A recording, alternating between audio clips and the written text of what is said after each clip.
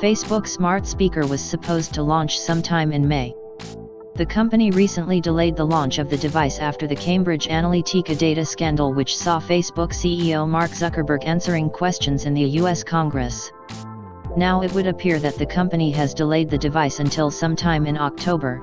This news comes from the supply chain that is providing parts for the device. Facebook has originally planned to launch their smart speaker in May. The company will now launch the device much later in the year. There are apparently two different models in the range, one with the code name Fiona and the other Aloha. Both of these Facebook smart speakers are said to feature a 15-inch display. The Aloha device will apparently be the more expensive device of the two, as it will feature an adjustable display. It will be interesting to see if these devices become popular. Will people really want a Facebook speaker in their home listening to what they have to say after Facebook's recent data scandal?